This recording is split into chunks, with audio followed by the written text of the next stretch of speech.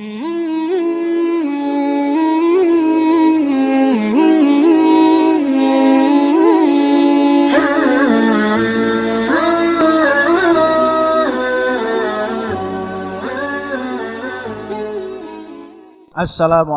warahmatullahi wabarakatuh.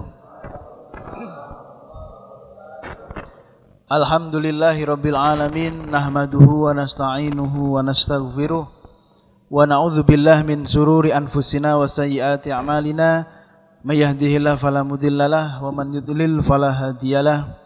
Asyhadu an la ilaha illallah wahdahu la syarikalah wa asyhadu anna Muhammadan abduhu wa rasuluh la nabiyya ba'dah.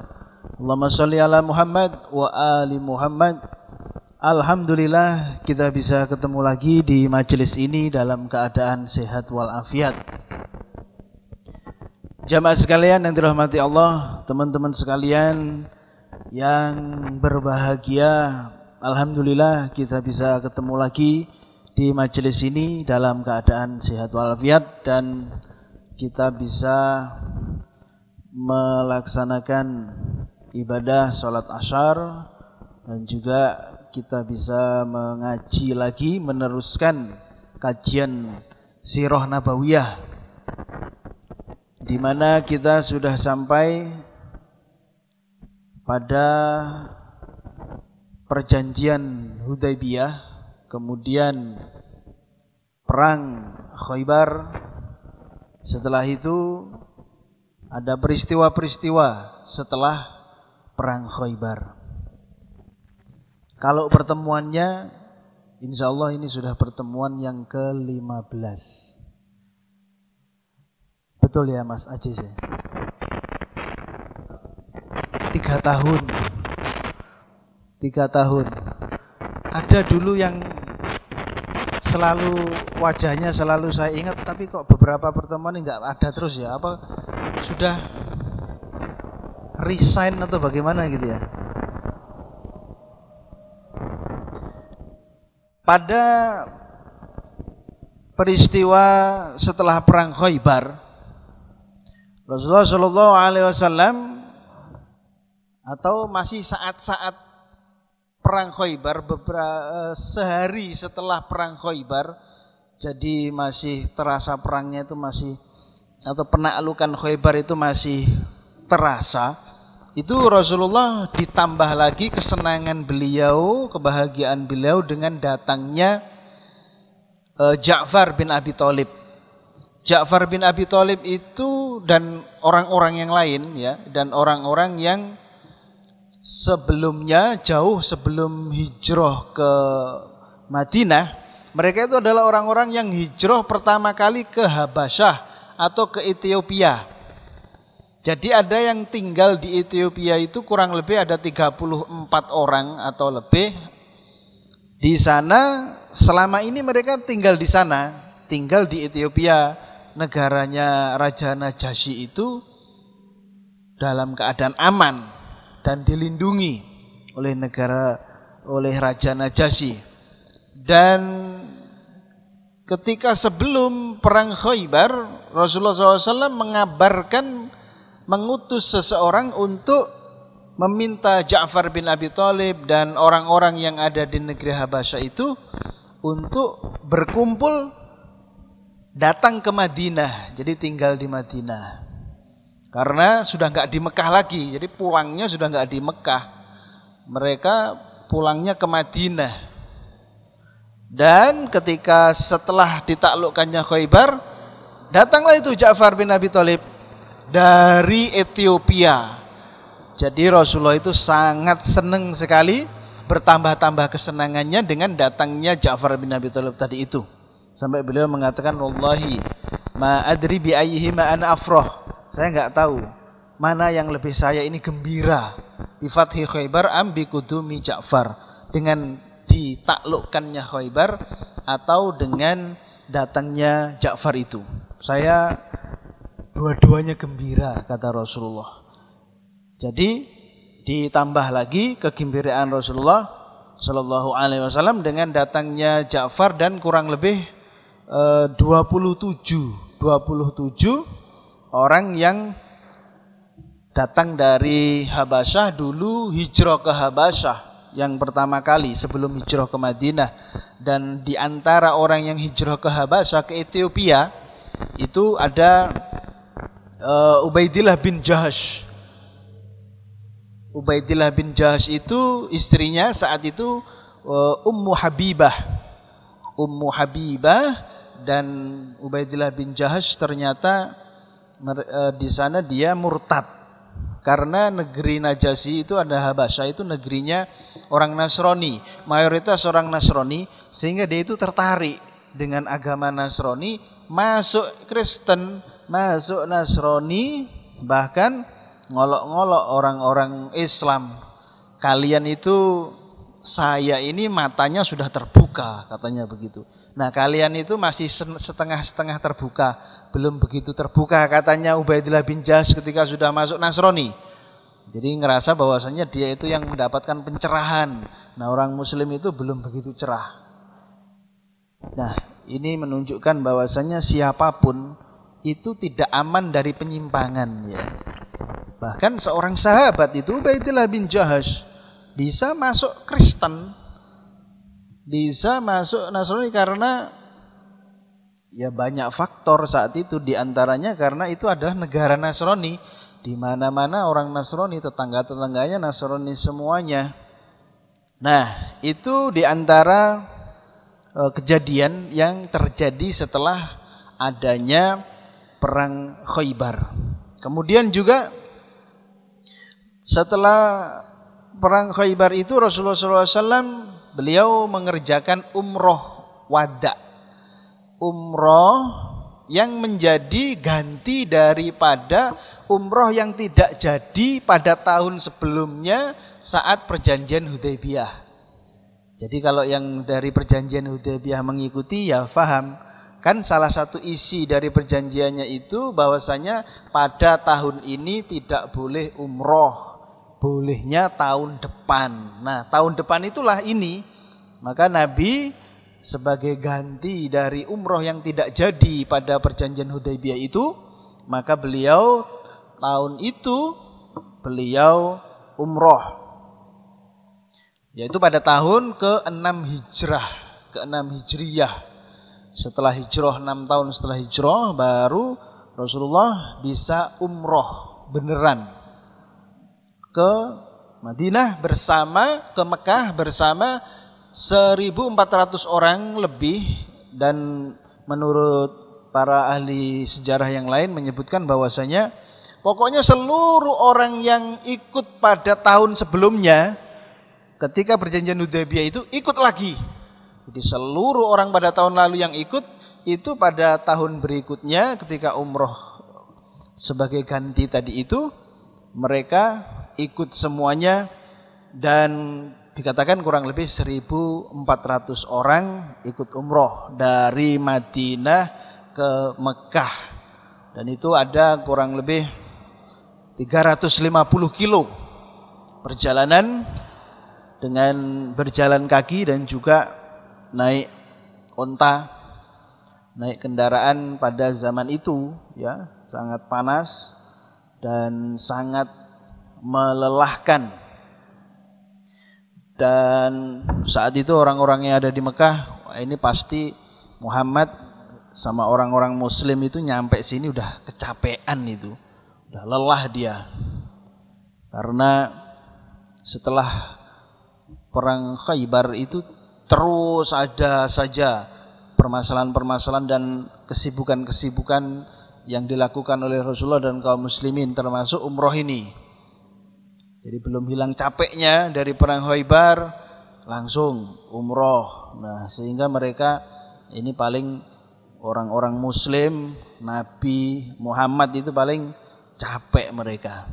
Nah, mereka orang-orang Mekah itu pada melihat, pada menunggu di sekitar Ka'bah, melihat orang Islam umroh untuk pertama kali dengan aman, dengan sentosa. Dan orang musyrik, orang Arab, meskipun mereka itu sambil benci melihat orang Islam, bisa umroh dengan nikmat, dengan santai, dengan aman, tapi mereka tidak menyelisihi perjanjian. Mereka tidak melanggar perjanjian. Perjanjian yang telah mereka tanda tangani tahun yang lalu tetap mereka hormati dan dibiarkan orang muslim dengan aman. Ini salah satu di kelebihan orang Arab itu. Mereka kalau sudah betul-betul berjanji akan menepati janjinya meskipun itu tidak suka, pahit bagi mereka. Jadi mereka menyangka bahwasanya Muhammad dan orang-orang muslim itu sudah kelelahan. Dan saat itu Rasulullah SAW ketika mengelilingi tawaf, mengelilingi Ka'bah dan kaum muslimin, ketika sudah hilang dari pandangan orang-orang Mekah yang melihat terus itu ya, hilang dari pandangan, ditutupi oleh Ka'bah kan, beliau jalan santai gitu. Beliau jalan. Lalu ketika sudah tampak lagi oleh pandangan orang-orang dari Mekah, beliau berlari-lari kecil, diikuti pula oleh kaum muslimin. Wallahu alam, apakah tujuannya Rasulullah itu untuk menunjukkan bahwasanya orang muslim itu tidak seperti yang kalian sangka, lemah begitu itu. Beliau menyingkap pundak kanannya, jadi kelihatan. Dan ini nanti kalau yang umroh itu sunnahnya begitu, pakai baju ihram itu nyelempangnya sini, sini kelihatan gitu ya, pundak kanannya kelihatan. Jangan nanti selendangnya ke sini, yang kelihatan sini, enggak, tapi ke sini. Itu biasanya kalau orang yang umroh dan belum paham itu, biasanya sama yang menjaga Ka'bah, askar pasukan itu atau prajurit itu diingatkan gitu. Begini loh yang benar. Itu awalnya ini ketika umroh Rasulullah SAW tadi itu, dan juga disunahkan sedikit berlari-lari dan kemudian jalan, kemudian berlari-lari kecil terus jalan lagi, kemudian berlari kecil jalan lagi ketika tawaf itu. Nah, ini terjadi pertama kali ketika umroh pengganti dari umroh ketika perjanjian Hudaybiyah. Dan itulah yang dijanjikan oleh Allah Subhanahu wa taala ya, bahwasanya mereka betul-betul nanti akan bisa umroh dan bisa mencukur kepalanya gitu, yang disebutkan di dalam Al-Qur'an, dan itu sudah terpenuhi. Laqad sadaqallah rasulahu ru'ya bil haq. Betul-betul Allah Subhanahu wa taala membuktikan kepada rasulnya tentang kebenaran mimpinya yang sebenarnya. La tadkhulunnal masjidal haram insyaallah aminin muhallikin ru'usakum wa muqassirin la takhafun, bahwasanya mimpi Rasulullah SAW itu benar, kalian akan memasuki Masjidil Haram insyaallah dalam keadaan aman, dengan mencukur rambut dan menggunting, dan kamu tidak merasa takut. Nah, ini betul janji Allah. Cuman kebanyakan orang-orang muslim menyangkanya itu tahun sebelumnya, yang perjanjian Hudaybiyah enggak jadi itu, padahal sebenarnya itu tahun berikutnya. Jadi terbukti janji Allah Subhanahu wa taala. Nah, jamaah sekalian, di antara faedah yang bisa kita ambil dari kisah umrohnya Rasulullah Shallallahu Alaihi Wasallam ini, yaitu bahwasanya disunahkan bagi seorang muslim untuk menyambut tamu yang dari jauh, sebagaimana Rasulullah menyambut Ja'far bin Abi Thalib tadi itu, dipeluk oleh Rasulullah, kemudian dicium keningnya, karena sudah lama sekali nggak ketemu. Ya, bertahun-tahun hijrah ke Habasyah itu. Sedangkan saat itu 6 tahun sudah hijrah dari Mekah ke Madinah. Jadi kurang lebih ada hampir 9 tahun atau 10 tahun itu tidak ketemu dengan Ja'far bin Abi Thalib. Ja'far putranya Abu Thalib. Ya, berarti misanan. Apa? Misanan itu bahasa Jawa. sepupu Rasulullah Shallallahu Alaihi Wasallam, Ja'far. Jadi kalau datang tamu dari jauh, hendaknya disambut dengan kegembiraan dan kebahagiaan. Kemudian juga faedah yang bisa kita ambil, bolehnya seseorang itu tinggal di negeri kafir atau pindah dari negeri kafir ke negeri kafir yang lainnya, asalkan agamanya terjamin keamanannya. Sebagaimana Ja'far itu dari negeri Habasyah, negeri kafir, mayoritas orang Nasrani, kemudian pindah ke negeri yang saat itu awalnya ya kafir, Madinah, tapi kemudian sudah menjadi lebih baik, agamanya lebih aman, dan itulah yang dicari, pindah untuk keamanan agamanya supaya lebih leluasa di dalam menjalankan agamanya. Tapi boleh tinggal di negeri kafir asalkan agamanya selamat. Tapi kalau agamanya tidak bisa dipertahankan, membahayakan agamanya, mendingan pulang aja. Mendingan di Indonesia saja. Saya ada murid-murid yang kerja di luar negeri, ya, mantan murid yang kerja di luar negeri. Kan sebagian dulu itu ada kan yang magang di sini itu. Sudah selesai magangnya berarti. Itu ada yang di luar negeri.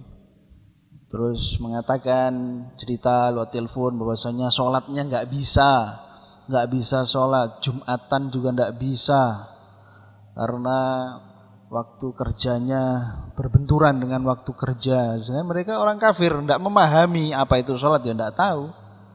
Bahkan ada yang sholatnya sembunyi-sembunyi, sholatnya di WC. Sampai nanya, boleh nggak sholat di WC? Lah gimana lagi, nggak ada. Kalau ketahuan akan dihukum gitu.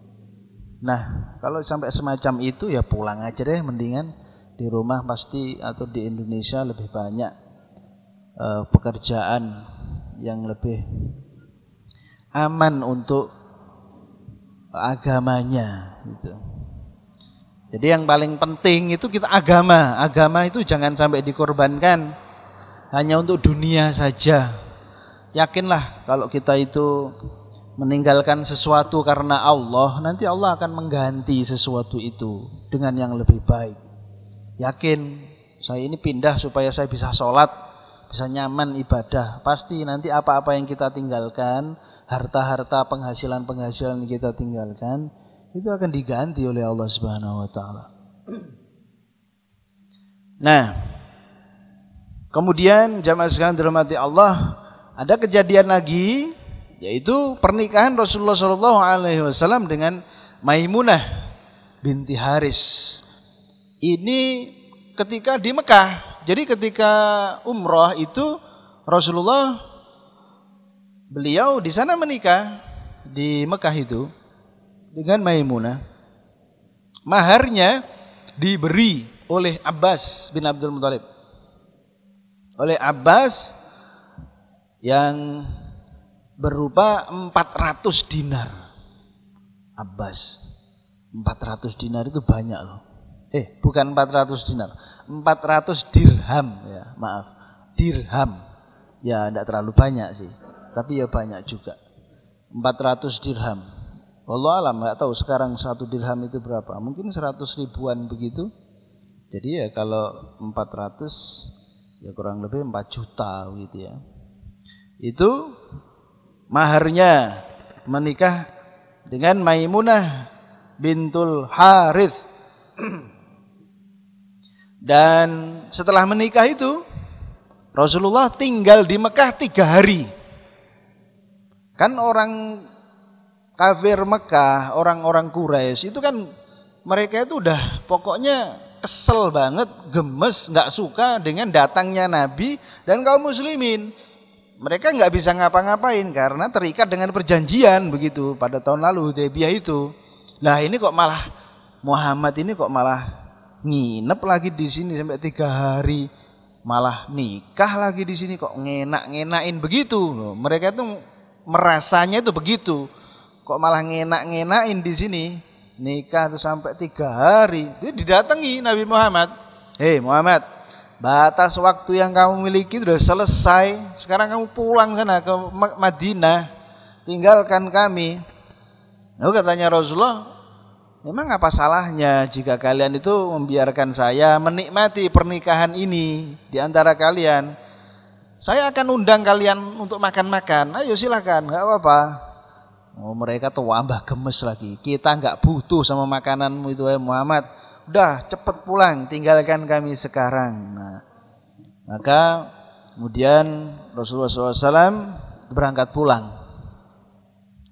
pulang dan beliau tidak langsung bareng sama Maimunah. Tidak bisa, masih ada sesuatu yang harus diselesaikan oleh Maimunah untuk bisa meninggalkan Mekah dengan keluarganya. Maka Rasul pulang dulu, tapi Rasul mengutus atau mewakilkan seorang sahabat namanya Abu Rafi untuk mengurus keberangkatan Maimunah sehingga bertemu ketika di dalam perjalanan itu Maimunah nyusul begitu sehingga bertemu di tengah perjalanan dengan Rasulullah dan bareng sampai ke Madinah. Nah, ini kisah dari umrohnya Rasulullah Shallallahu Alaihi Wasallam. Setelah itu, ya, setelah terjadinya perang Khaybar, kemudian umroh, lalu ada perang lagi, yaitu perang Dzatur Riqa namanya. Perang ini melawan orang-orang Ghatafan, Bani Ghatafan. Bani Ghatafan itu termasuk di antara Bani yang bergabung dengan orang-orang Yahudi pada perang Khandaq atau perang Ahzab. Perang Ahzab berkumpulnya pasukan-pasukan, berkumpulnya kelompok-kelompok Yahudi, kelompok musyrik Mekah, kelompok musyrik Madinah. Itu berkumpul saat itu. Nah, termasuk Ghatafan ini, Bani Ghatafan itu. Jadi mereka ikut ngepung Madinah saat itu. Dan juga Bani Ghatafan ini termasuk Bani yang bantu orang-orang Yahudi di Khaybar yang sebelumnya. Jadi sebenarnya Nabi itu sudah berkeinginan untuk menyerang Ghatafan, bukan karena ingin ditaklukkan, tidak, tetapi sifatnya pembalasan. Sifatnya ini kalau tidak segera diserang, itu orang-orang Ghatafan akan nyerang dulu. Dan mereka diam-diam itu sudah menyiapkan pasukan, menyiapkan senjata untuk menyerang kaum muslimin. Dan kekalahan Khaybar, temannya Ghatafan, itu tidak membuat orang-orang Ghatafan menjadi ciut, menjadi mundur setelah teman-temannya pada kalah oleh orang Islam. Tidak, tapi mereka malah terus saja malah bertekad menyerang Madinah. Dan kabar ini sudah lama diketahui oleh Rasulullah. Cuman belum sempat saja, ya, karena terus jadiannya itu sehingga Nabi harus membagi-bagi waktu untuk menyelesaikan permasalahan-permasalahan itu. Tidak bisa dengan sekaligus karena butuh pasukan. Nah, ketika sudah selesai dari umroh, maka beliau segera menyiapkan pasukan untuk menyerang Ghatafan sebelum mereka menyerang kaum muslimin. Dan saat itu Rasulullah SAW bersama sekitar 400, ada yang mengatakan 700 pasukan. 400 sampai 700 pasukan. Dan saat itu dalam keadaan yang sangat-sangat memprihatinkan. Hanya ada, pokoknya ada sedikit hewan tunggangan. Jadi berangkat ke Ghatafan itu 6 orang dengan menaiki satu tunggangan. 6 orang menaiki satu tunggangan. Loh kok bisa gantian? Satu naik, nanti kira-kira sekilo, gantian yang satu lagi naik. Ya, sekilo gantian satu lagi yang nomor 3. Gitu. Sampai nomor 4. Nanti udah 6 kilo berarti yang balik lagi ke nomor 1. Begitu. Jadi sampai segitu, Pak. Jamaah sekalian, mereka begitu menyedihkan, memprihatinkan. 6 orang gantian naik satu tunggangan. Nah, kenapa kok Rasulullah itu cuman bawa pasukan sedikit? Kok cuman 400? Bukankah banyak saat itu kaum muslimin sudah? Ketika umroh saja ada 1.400 itu. Kok itu cuman bawa 400? Karena saat itu pasukan kaum muslimin itu ada di banyak tempat. Ada di berbagai macam tempat. Ada yang menjaga kota Madinah. Karena ini belum aman benar-benar. Orang Yahudi yang lain atau orang Bani yang lain itu bisa setiap saat tiba-tiba nyerang gitu saja. Maka Nabi menugaskan beberapa pasukan untuk berjaga-jaga di sekitar Madinah. Kemudian juga masih ada yang di Khaybar. Belum pulang seluruhnya yang di Khaybar. Itu masih ada.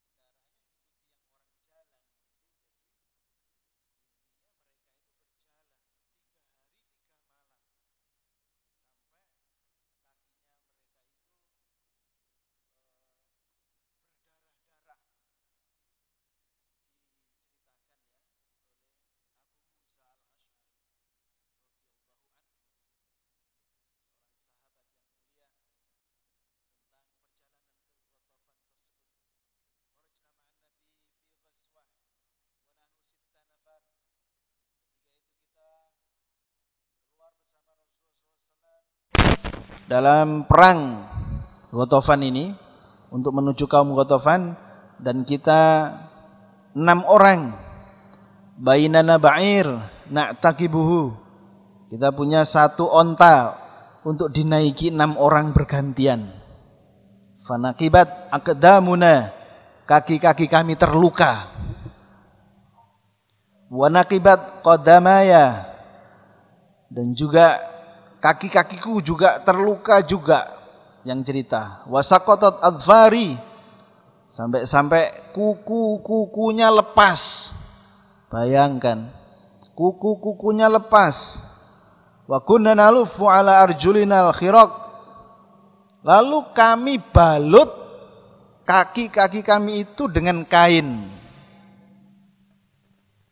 Fasumiyat ghazwah datir riqa lima kunna na'sibu minal khiraq ala arjulina. Maka perang tadi itu dinamai dengan perang Dzatur Riqa. Riqa, Dzatur Riqa itu artinya yang mempunyai balutan kain. Riqa itu balutan kain.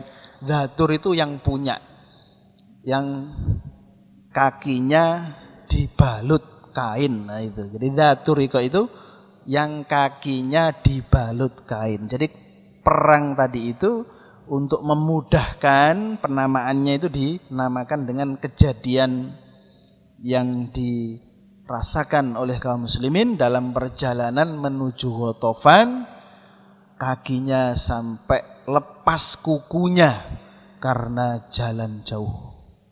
Apakah mereka itu mengeluh? Tidak. Sama sekali tidak ada yang mengeluh ketika bersama kekasihnya Rasulullah SAW. Satu pun tidak ada yang pulang, tidak ada yang mengeluh, dan mereka terus dengan semangat mereka melanjutkan perjalanan sampai ke Ghatafan.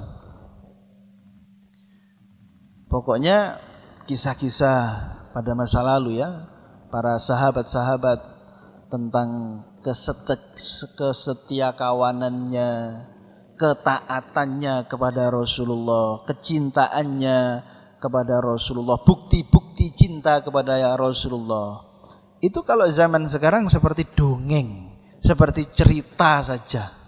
Kayaknya kalau orang sekarang kok nggak ada, mungkin ya kita nganggapnya semacam itu, karena sampai semacam itu perjuangan mereka di dalam menegakkan agama ini. Lecet-lecet ya. Lecet, mereka tidak mengeluh, tidak bosan, tidak kendur kecintaannya kepada Rasulullah sallallahu alaihi wasallam. Nah,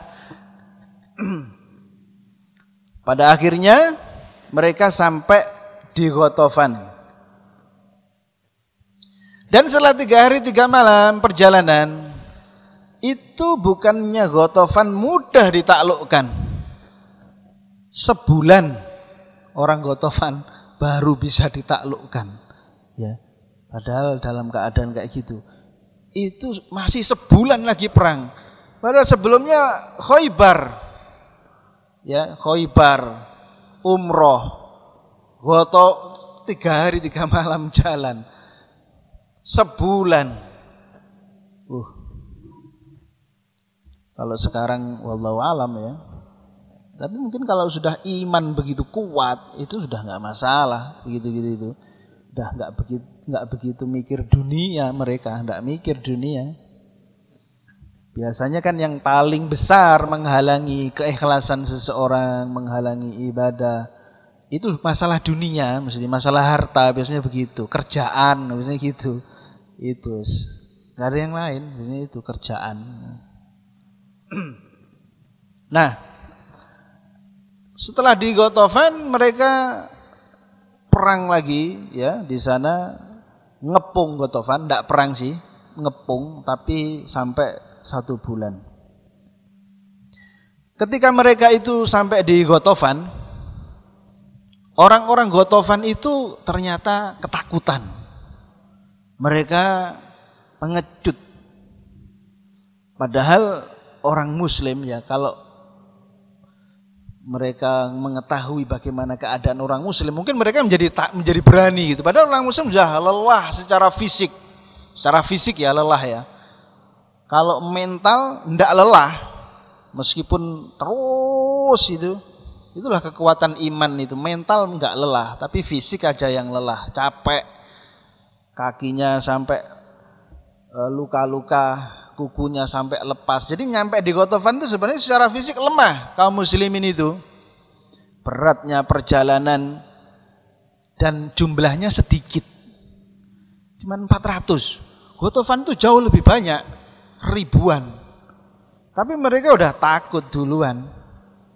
Itulah kata Rasulullah SAW, nusirtu birru'bi masirata syahrin, aku ditolong oleh Allah Subhanahu wa taala dengan ditanamkan rasa takut di hati musuh dalam jarak 1 bulan perjalanan. Jadi orang-orang musyrik, orang-orang musuh Islam saat itu terutama ya, ketika dengar orang-orang Islam sudah siap-siap, kurang sebulan lagi, itu udah takut duluan, udah takut. Nah, rasa takut itulah ada bantuan dari Allah Subhanahu wa taala. Ditanamkan ru'ab, takut, pengecut, was-was, khawatir. Itu. Nah, itu ya sampai sekarang sebenarnya masih berlaku. Orang-orang yang memusuhi Islam, mereka takut dengan Islam, takut dengan orang Muslim. Sanulqi fi qulubil ladzina kafaru ru'ba bima asyraku. Kami akan tancapkan, masukkan ke dalam hati orang-orang yang kafir rasa takut, disebabkan karena mereka mensekutukan Allah Subhanahu wa taala. Jadi kita dimenangkan Allah Subhanahu wa taala itu bukan karena besarnya persenjataan, lengkapnya persenjataan, kuatnya pasukan, tidak. Tetapi karena keimanan kita. Dan mereka dikalahkan oleh Allah karena kemusyrikan mereka dan kemaksiatan yang mereka lakukan. Kalau orang Muslim sama-sama maksiatnya, ya nggak ditolong sama Allah.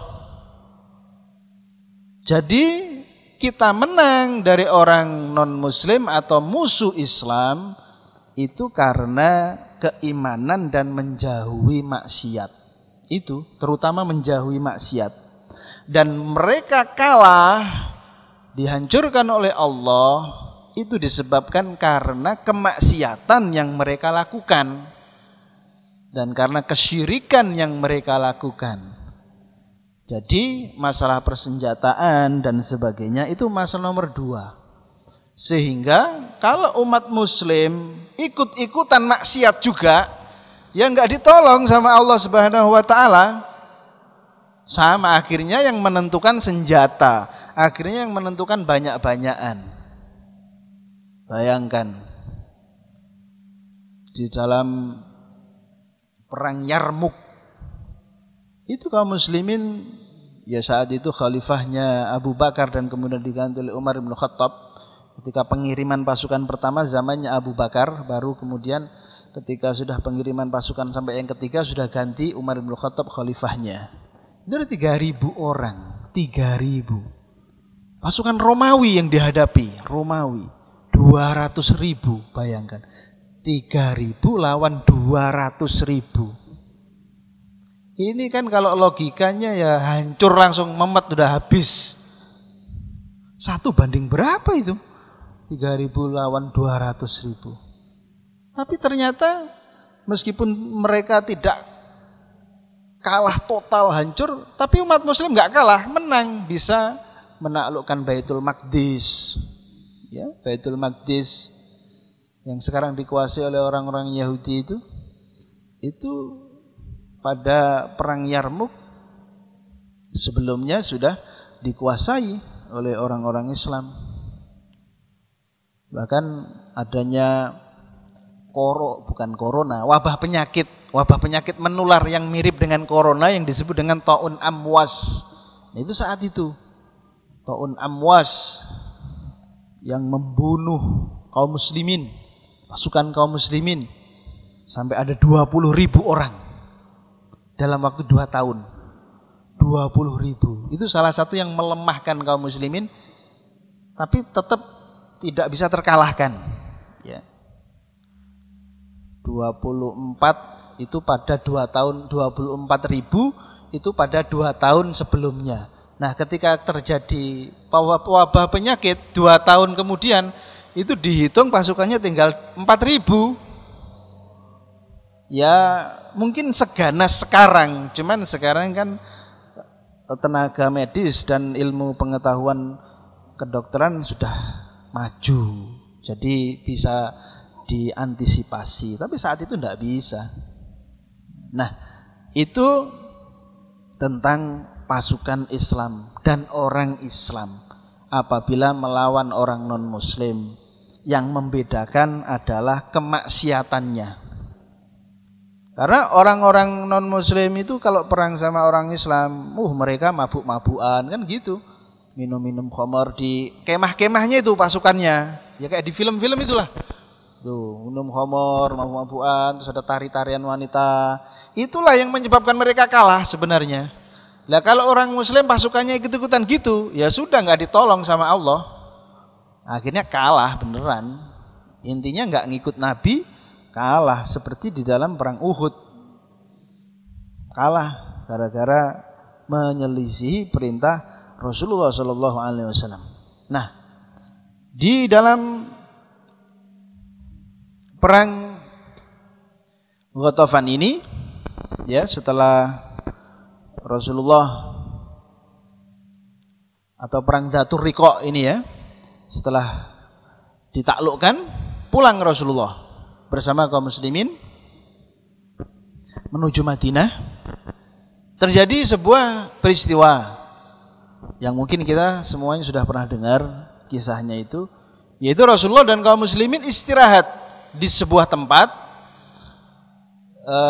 di bawah pohon Rasulullah, dan tempatnya rindang, nyaman untuk istirahat, sehingga orang-orang di situ di sekitar Rasulullah itu pada tidur. Begitu juga Rasulullah tidur istirahat. Nah, di ketika yang lainnya sedang tidur, tiba-tiba ternyata ada orang Ghatafan yang ngikut, ternyata ngikut, dan kemudian sambil membawa pedang, pedangnya itu sudah ditempelkan di lehernya Rasulullah. Ditempelkan, Rasul terbangun dengan pedang di leher. Ditawan. Kemudian ditanya Nabi Muhammad, tapi Nabi itu tidak menunjukkan raut wajah ketakutan sama sekali, nggak ada. Makanya orangnya nanya, kamu nggak takut dengan aku? Enggak, tidak, katanya Rasulullah. Memang siapa yang bakal menyelamatkanmu dari aku ini? Posisinya itu sudah tinggal mati gitu ya. Tapi Rasul nggak takut sama sekali. Memang siapa yang bakal menyelamatkanmu dari aku? Katanya Rasulullah dengan tegas, Allah. Gitu. Di dalam riwayat disebut sampai 3 kali. Siapa yang menyelamatkanmu dari aku? Allah. Siapa yang menyelamatkanmu dari aku? Allah. Nah, setelah itu kemudian pedangnya orang itu terjatuh. Dia dengan kekuasaan Allah ya gemetar gitu ya. Gemetar dengan kalimat Allah. Dengan kata-kata Allah tadi itu gemetar dan terjatuh. Di dalam riwayat yang lain orang tersebut tiba-tiba menyarungkan pedangnya. Pedangnya dimasukkan lagi, enggak jadi. Nah, riwayat yang jatuh tadi itu pedangnya diambil oleh Rasulullah. Ketika terjatuh pedangnya diambil dan gantian diarahkan ke leher orang tersebut. Kemudian gantian Rasulullah yang bertanya, siapa yang bakal menyelamatkanmu dari aku ini? Sekarang gantian, siapa? Dia nggak bisa ngomong.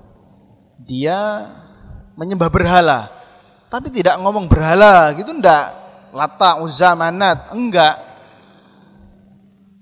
Memang anehnya itu kadang-kadang gitu. Ketika orang-orang yang menyembah berhala itu ketika dihadapkan pada sesuatu, itu mereka menjadi logis. Apa iya bisa wong itu patung-patung kok nyelamatin saya? Begitu, sama kayak Raja Namrud ketika berhadapan dengan Nabi Ibrahim, yang memenggal kepalanya itu patung yang paling besar, yang pakai kalung kapak itu yang menggal. Masa bisa orang itu batu? Ya, logis, ketika sudah begitu itu logis. Tapi ketika nyembah-nyembah itu logisnya hilang gitu, aneh. Ketika nyembah-nyembah logisnya hilang. Kadang-kadang juga begitu orang-orang ya yang Tuhannya banyak, itu begitu. Jadi pada satu waktu itu menjadi logis, tapi ketika satu waktu yang lain jadi nggak logis lagi. Orang itu juga begitu. Siapa yang menyelamatkanmu dari aku? Seharusnya berhala gitu, sebagaimana Nabi Allah. Tapi dia nggak mau ngomong berhala. Dia diam saja. Lalu kemudian orang itu minta pengampunan kepada Nabi. Sesungguhnya kamu jadilah pemegang pedang yang baik. Maksudnya jangan bunuh aku. Gitu. Lalu kata Nabi, engkau mau bersyahadat? Asyhadu an la ilaha illallah, asyhadu anna Muhammadar Rasulullah. Dia enggak mau syahadat, dia enggak mau masuk Islam. Tapi dia juga enggak mau mati. Lalu dia mengatakan, saya berjanji tidak akan memerangimu lagi. Dan saya tidak akan membela orang yang memerangimu. Saya berjanji. Inilah orang Arab. Mereka itu jujur. Ya. Mereka itu tegas. Kalau emang enggak mau, ya enggak mau. Bukan karena takut mati terus kemudian ya saya masuk Islam. Asyhadu an la ilaha illallah wa asyhadu anna Muhammadar Rasulullah. Enggak. Tetap saya nggak mau masuk Islam meskipun nyawanya terancam. Cuman saya ngasih janji nggak akan memerangi kamu dan nggak akan bela orang yang memerangi kamu.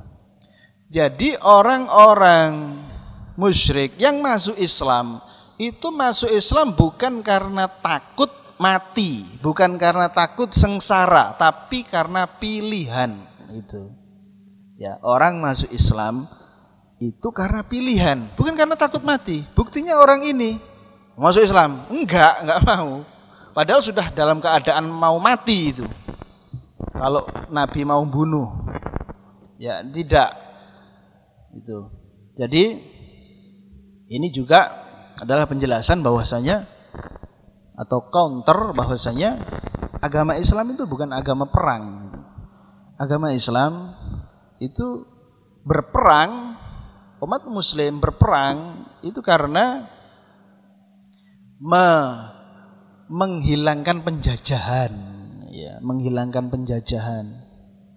Umat muslim yang pergi ke perang orang Romawi itu ke Syam, itu bukan karena memerangi orang Syam, tidak. Memerangi orang Romawi yang menjajah Syam gitu. Jadi memerangi penjajah. Kemudian ketika sudah diperangi, sudah kalah, diusir orang Romawinya, Syam memang dikuasai oleh orang Islam, tapi dengan perlakuan yang sangat indah, perlakuan yang sangat baik, tidak dipaksa masuk Islam, tidak dipaksa. La ikraha fiddin, tidak ada paksaan dalam agama, betul-betul itu.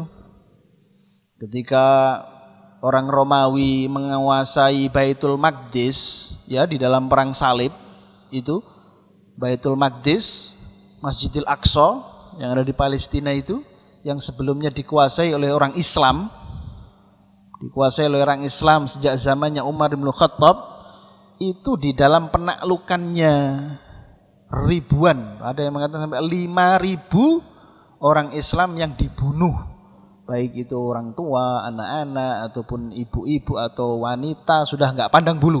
Pokoknya yang ada di Baitul Maqdis dibunuh semuanya, sehingga sampai banjir darah itu. Baitul Maqdis disembelih semuanya. Ribuan kaum muslimin. Namun ketika kemudian Baitul Maqdis kurang lebih ada 60 tahun atau 90 tahun kemudian, ya, direbut kembali oleh Salahuddin Al-Ayyubi. Itu orang-orang Nasrani, orang-orang Romawi yang dulu menguasai Baitul Maqdis dengan banjir darah itu menyangka Salahuddin dan kaum muslimin akan balas dendam sebagaimana dulu mereka menguasai Baitul Maqdis, yaitu dengan banjir darah. Tapi ternyata tidak. Salahuddin Al-Ayyubi hanya betul-betul orang-orang yang sebelumnya itu melakukan perlawanan yang begitu berat saja yang dibunuh. Tapi wanita-wanita, anak-anak semuanya bebas, silahkan untuk beribadah dengan ibadahnya masing-masing. Tetap tinggal di sini, nggak diusir, tetap tinggal di Baitul Maqdis. Sampai sekarang, sehingga Baitul Maqdis itu ada orang Nasrani, ada orang Yahudi, ada orang Islam di sana. Ya, semua tiga agama itu ngumpul di sana. Ada yang dimuliakan, orang Islam masjid Baitul Maqdis, Masjidil Aqsa, orang Yahudi, ada tembok ratapan, itu bekas dari bangunan yang didirikan oleh Nabi Sulaiman alaihissalam. Zaman Nabi Sulaiman, orang Nasrani itu di situ sebagai tempat kelahiran Nabi Isa alaihissalam, Yesus alaihissalam, dan juga ada gereja besar yang didirikan pada zamannya setelah ya kurang lebih ratusan tahun yang lalu, gereja pada zaman-zaman setelah Umar bin Khattab. Itu 3 agama di situ. Nah, intinya ketika penaklukan Salahuddin Al-Ayyubi tidak ada tumpah darah, itu tidak ada. Nah, ini agama Islam, bukan agama perang. Jamaah sekalian dirahmati Allah Subhanahu wa taala. Jadi orang tadi itu kemudian dipersilakan pergi oleh Rasulullah SAW. Sudah janji dia nggak akan merang, nggak akan bantu orang yang merangi Rasulullah. Kemudian dia pergi, dan menurut riwayat orang itu tidak masuk Islam sampai akhir hayatnya. Cuman keluarganya yang masuk Islam. Keluarganya itu memeluk Islam, dan disebutkan namanya itu Ghawrath ibnul Harith. Orang tadi itu namanya Ghawrath ibnul Harith. Nah, kemudian belum sampai di Madinah, ada kejadian lagi yang sering disebutkan juga di dalam kitab sirah, yaitu tentang kisahnya Ubad bin Bishr dan Ammar bin Yasir. 2 orang ini ditugasi oleh Rasulullah SAW ketika istirahat, ya di dalam perjalanan pulang tadi itu, untuk berjaga malam. Ubad dan Ammar untuk berjaga malam. Nah, dalam penjagaannya itu Ubad dia ingin mengisi waktu malamnya itu dengan ibadah. Jadi sholat sambil jaga. Ammar tidur. Ya mungkin gantian ya. Gantian. Ini dari jam segini sampai jam segini Ammar tidur, Ubad yang melek. Nanti ketika udah waktunya itu Ammar bangun dan Ubad yang tidur gitu. Gantian. Nah, saat itu Ammar yang tidur, Ubad yang melek, dan Ubad ini mengisi malamnya itu, jaganya itu dengan sholat. Tapi saat tanpa sepengetahuan mereka berdua, ternyata ada orang Ghatafan lagi, ya. Jadi kejadiannya itu mirip sama Rasulullah. Jadi sepertinya ini orang-orang Ghatafan ini belum rela dia kalah. Itu masih ada banyak yang membuntuti, mencari membalas dendam gitu, diem-diem mau bunuh gitu pokoknya. Nah, dilihatnya dari jauh kan, di atas bukit itu, dilihatnya mau mendekati bukit, tapi kok ada yang jaga berdiri kan gitu. Ubad tadi itu sholat berdiri. Terus kemudian dipanah, dia bawa anak panah, dipanah. Karena betisnya Ubad. Tapi tetap sholat Ubad, tidak membatalkan sholat. Terus kemudian bangunin Ammar, tidak, sholat. Setelah itu dicabut, anak panahnya dicabut, meneruskan sholat dengan nyamannya, dengan enaknya, ya merasakan enaknya sholat. Mungkin orang Ghatafan tuh nyangka, kok kayaknya nggak kena anak panah saya itu ya, dipanah lagi, kok masih berdiri soalnya. Dipanah lagi, kena lagi sebenarnya. Itu betisnya yang satu masih tetap berdiri, dan dicabut anak panahnya itu dalam sholat tadi itu, diletakkan, dia meneruskan sholat. Dilihat oleh orang Ghatafan, kok masih berdiri juga. Kemudian dipanah yang ketiga, kemudian kena juga, tapi dicabut juga, kena pahanya, dicabut. Barulah ketika itu kemudian Ubad menyelesaikan sholatnya. Masih terus menjalankan sholat, terus kemudian salam. Ketika sudah salam, kemudian bangunkan Ammar. Ammar kaget ngelihat Ubad itu berdarah-darah, dan sudah ada anak panah 3. Kenapa kamu nggak bangunkan saya ketika pertama kali kamu dipanah tadi itu? Kok sampai 3 kali? sampai dipanah baru kok bangunin saya. Katanya Ubad, saya sedang menikmati surat yang aku baca. Jadi rasanya itu tidak rela kalau sampai surat ini terputus aku dari membacanya. Jadi aku selesaikan dulu surat ini. Karena enaknya itu sampai 3 anak panah itu dia terima daripada memutus nikmatnya membaca surat di dalam sholat. Subhanallah ya. Kita dikasih Sabbihisma rabbikal a'la. Duh panjangan udah dehem-dehem. Hal ataka hadithul ghasyiyah. Baru segitu. Gimana mau ngerasain enak? Itu panjangan tuh, yang itu aja. Qulhuwallahu ahad, qul a'udzu nas, itu maunya yang pendek-pendek. Gimana bisa sampai pada tingkatan Ubad ini coba? Ya. Sampai 3 anak panah. Lebih suka dia kena anak panah daripada memotong ayat, memotong surat karena nikmatnya membaca surat. Subhanallah. Ini kayak dongeng ya.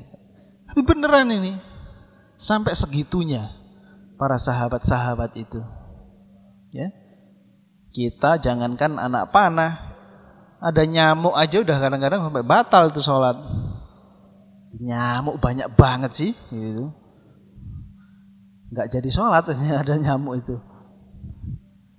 Nah, ini orang tadi yang manah tadi itu akhirnya lari dia, ya lari, nggak ketahuan siapa, karena memang sudah malam saat itu.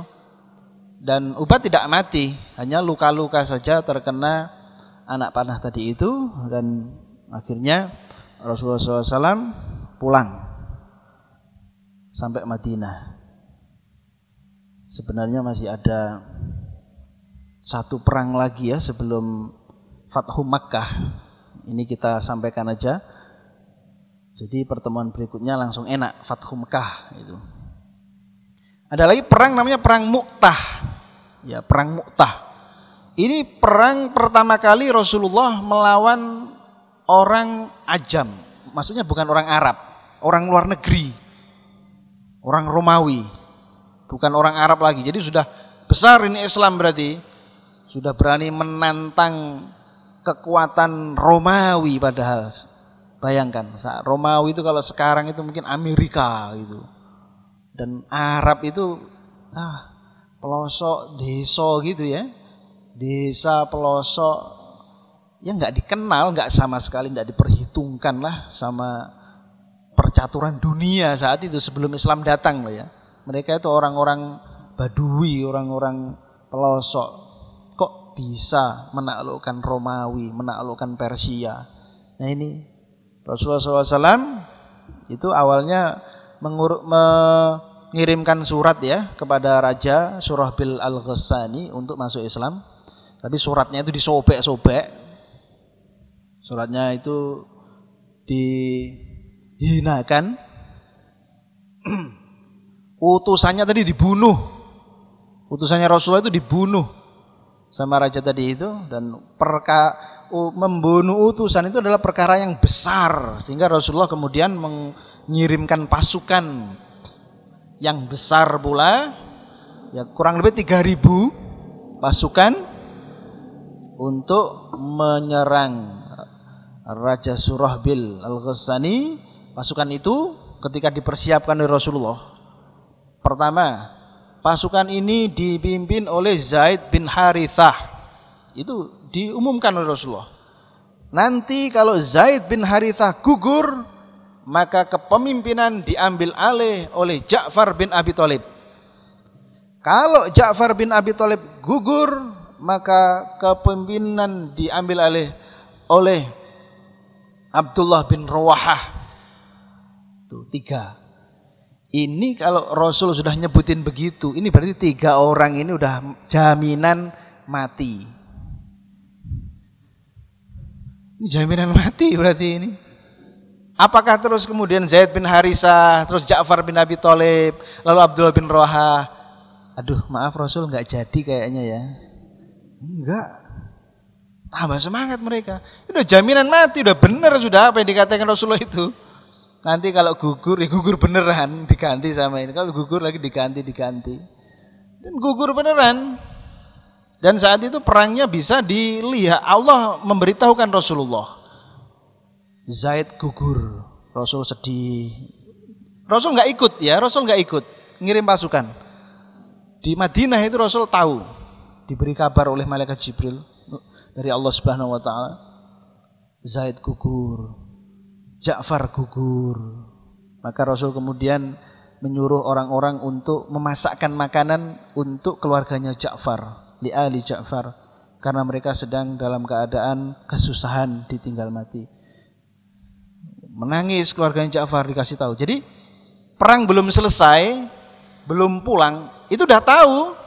Keluarganya Ja'far udah diberitahu. Anak-anaknya Ja'far itu masih kecil-kecil, udah nangis.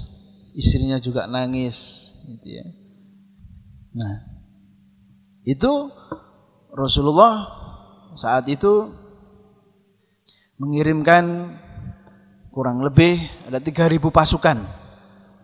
3.000 pasukan, dan juga ini pasukan yang disiapkan oleh orang-orang Romawi ini juga banyak, ada sekitar 200.000 juga begitu.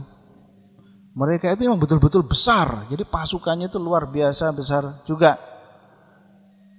Itu kurang lebih 1:60 ya, 1:60. Satu orang lawan 60 orang. Menangnya itu sudah nggak masuk logika sudah. Pasti mati itu yang satu itu. Sehingga sempat membuat grogi kaum muslimin. Saat itu yang dikirim oleh Rasulullah itu. Grogi. Orang kita itu dikit, mereka itu segitu besarnya. Mereka itu dari kerajaan yang sudah terkenal seluruh dunia akan kehebatannya. Kita ini orang dari mana gitu. Kok berani-beraninya? Itu grogi gitu, dibisiki setan begitu itu ya. Tapi kemudian dikuatkan oleh Abdullah bin Rawahah. Bukankah kalian tuh pergi ke sini untuk mencari syahid? Kenapa kok sekarang jadi takut gitu? Bukan memang mati yang kamu cari? Oh gitu. Kok sekarang takut mati? Oh, jadi mereka semangat lagi. Betul Abdullah bin Rawahah gitu. Dimotivasi dengan ceramah yang luar biasa. Mungkin kalau zaman sekarang atau zaman kemerdekaan itu seperti Bung Tomo gitu tuh ya. Allahu Akbar, Allahu Akbar. Gitu. Luar biasa. Arek-arek Surabaya langsung bangkit semangat. Jadi motivasi itu penting. Motivasi itu betul-betul akan membangkitkan semangat. Motivasi itu bisa lewat suara, isinya betul-betul luar biasa. Ada seorang profesor Jepang ya, yang nulis buku The Miracle of Water, keajaiban air, di mana air itu kalau diberi kata-kata yang indah, kata-kata yang menyemangat, dia akan indah, akan tampak indah, tampak bagus, cerah, dan bening begitu itu airnya itu menunjukkan sebuah gambar yang indah yang bagus. Tapi kalau diberi kata-kata yang jelek, airnya itu jadi butek, airnya itu dikeruh, jelek, nggak ada gambarnya sama sekali. Itu di dalam buku Miracle of Water. Dan manusia itu 80% air, ya, air kita itu. Maka kalau kita itu orang muslim yang sering baca Al-Quran, sering zikir, sering sholat, baik, itu kan airnya menjadi indah. Itu logika dan ilmiah itu memang. Air dalam tubuh kita menjadi indah semuanya. Dia wajahnya cerah, wajahnya berseri, dan semangat itu dibangkitkan dengan semangat. Kata-kata tadi itu. Air dibacain Bismillahirrahmanirrahim, itu beda. Tampak mata sih sama, tapi ketika di mikroskop itu beda gitu. Sama air, ini kurang ajar, misalkan gitu ya. Misalkan gitu, airnya akan berubah, jelek. Airnya nggak bagus untuk tubuh. Apalagi air keras. Ya kalau air keras mah meskipun dikasih bismillah ya tetap keras. Ya, ini perang Mu'tah. Perang Mu'tah, sebuah perang yang luar biasa besar. Dan saat itu Zaid bin Harithah gugur, Ja'far bin Abi Thalib gugur, Abdullah bin Rawahah gugur. Ja'far itu megang bendera tangan kanan diputus tangannya, pegang bendera tangan kiri diputus tangan kirinya, akhirnya ditusuk-tusuk. Dan semua luka itu di depan, lukanya depan semua. Ini menunjukkan Ja'far itu nggak ada upaya melarikan diri sama sekali. Udah kayak gitu itu, terus nggak ada berpaling, takut sedikit pun nggak ada, berarti lukanya di depan semuanya. Subhanallah, luar biasa. Sehingga kemudian Rasulullah SAW menyebutkan bahwasanya aku melihat Ja'far di surga, dua tangannya yang terpotong tadi itu diganti dengan sayap oleh Allah Subhanahu Wa Taala. Jadi diberi julukan Ja'far Dzu Janahatain, Ja'far yang punya dua sayap. Abdullah bin Rawahah yang pengganti ketiga pun juga gugur.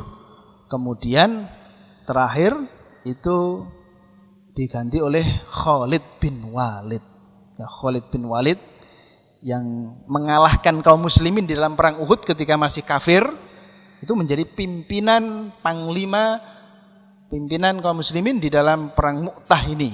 Di daerah namanya Mu'tah melawan orang Romawi, dan dengan kepemimpinannya Khalid bin Walid inilah orang muslim bisa terhindar dari kekalahan, selamat sampai bisa pulang lagi.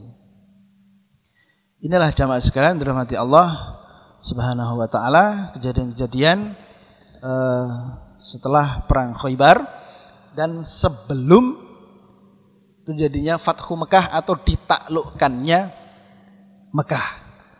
Setelah ditaklukkannya Mekah, ya sudah, ini sudah masa-masa akhir, sempurna sudah agama Islam.